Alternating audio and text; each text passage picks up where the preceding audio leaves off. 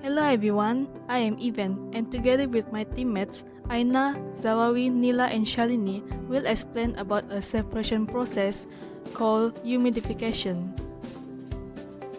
The first part of this video will cover about the theory of humidification process, humidification operators and its importance. What is humidification? Humidification is an operation that consists of increasing the amount of vapor present in a gaseous current. The vapor can increase by passing the gas through a liquid that evaporates in the gas. This transfer to the interior of the gas stream takes place by diffusion, and at the interface, there is simultaneously transfer of heat and matter. Broadly speaking, the process that takes place in the humidification operation is as follows. A stream of hot water is brought into contact with one of dry air or with low moisture content, usually atmospheric air. Part of the water evaporates, thus cooling the interface. The sign of the liquid then gives heat to the interface and therefore it cools. In turn, the water evaporated at the interface is transferred to the air, so it is humidified. The humidification process is very important within the petrochemical industry because it allows the conditioning of gases or cooling of liquids that are applicable to any gas or liquid system, even though it is the most widely used industrial air-water system due to its profitability and low operating costs. In them, the water tends to enter the upper pipe in the form of provoked rain and the air flows in an ascending way naturally or forcefully, while in the interior of the tower fillings of different types are used that favor the contact between the two phases. The humidification operations are highly justified in the petrochemical industry because it allows the recovery of the water used as cooling medium in order to be used again, as well as the availability and low cost that this presents allow a greater applicability. What is a cooling tower? Cooling towers are a special type of heat exchanger that allows water and air to come in contact with each other to lower the temperature of the hot water. During the cooling tower working process, small volumes of water evaporate, lowering the temperature of the water that's being circulated throughout the cooling tower. In a short summary, the purpose of a cooling tower is to cool down water that gets heated up by industrial equipment and processes. The hot water is usually caused by air conditioning condensers or other industrial processes. That water is pumped through pipes directly into the cooling tower. Cooling tower nozzles are used to spray the water onto the fill media, which slows the water flow down and exposes the maximum amount of water surface area possible for the best air-water contact. The water is exposed to air as it flows throughout the cooling tower. The air is being pulled by a motor-driven electric that called cooling tower fan. When the air and water come together, a small volume of water evaporates, creating an action of cooling. The colder water gets pumped back to the process equipment that absorbs heat or the condenser. It repeats the loop over and over again to constantly cool down the heated equipment or condensers. We'll be discussing on dehumidification tower. So what is dehumidification? So dehumidification is a process in which the moisture or water vapor or moist air which containing excessive humidity is removed from the air, keeping its dry bulb temperature constant. So in other words, we can say that dehumidification process requires cool water which is used to reduce the humidity and temperature of the air that enters. So the pure humidification process is possible while pure dehumidification process is not possible, since the dehumidification is always accompanied by cooling or heating of the air.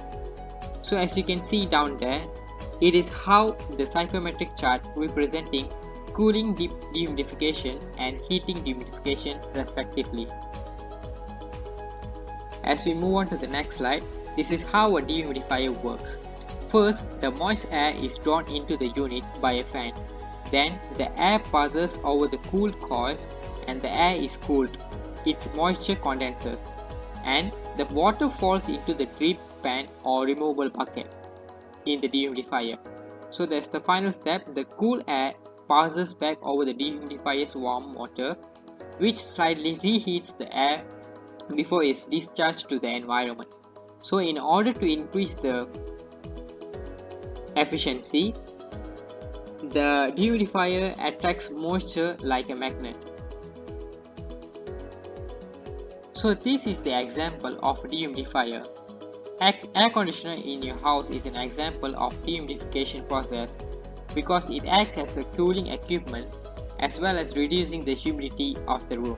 Seawater desalination is a process where the excess salts are removed from the seawater, converting it into a safe potable or usable water.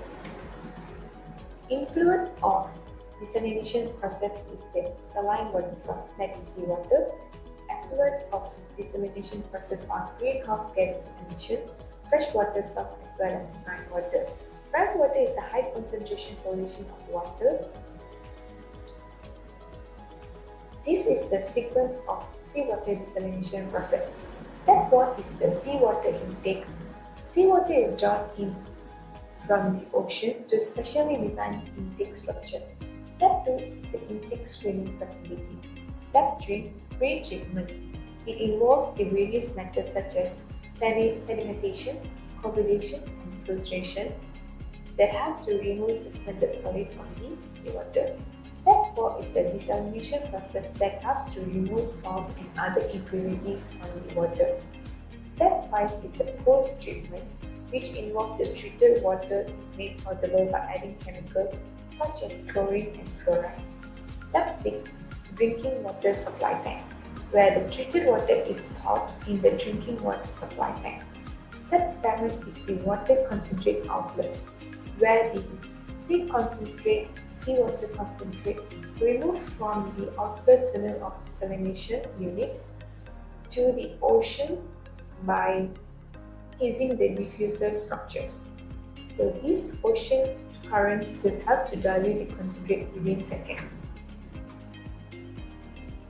Humidification and dehumidification is a thermal desalination technology that imitates nature's rain cycle. Its basic components are a humidifier, a dehumidifier, and a heater. In the humidifier, the air is humidified to direct contact with the salty water. In the dehumidifier, hot moist air is put in direct contact with cold salty water.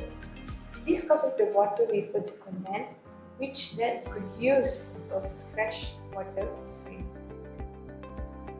Another application of humidification is air conditioning with liquid desiccant dehumidification.